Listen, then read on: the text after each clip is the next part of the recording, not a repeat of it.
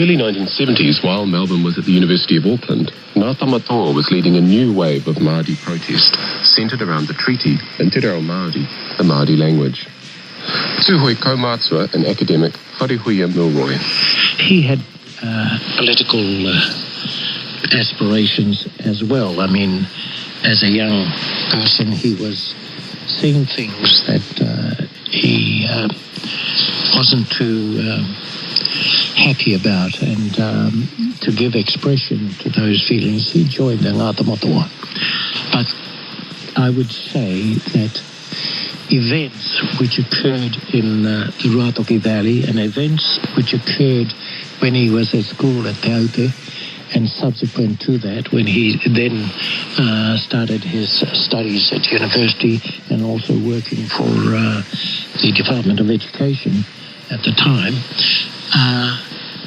it was inevitable that he was going to be exposed to political issues which he didn't shy away from. In fact, he was forward in being involved, and he wasn't afraid to express an opinion.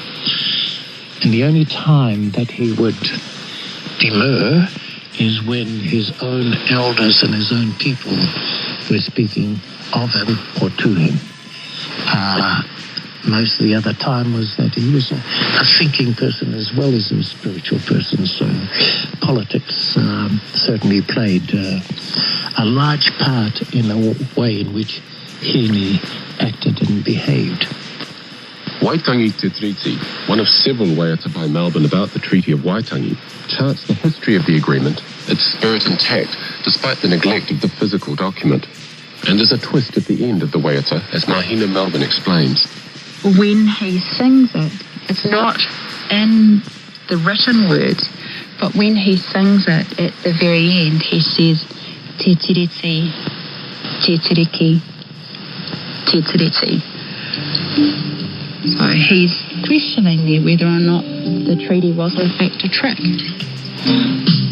Used to lull Māori into a sense of security, and actually ended up being an instrument that was very damaging and had the opposite effect.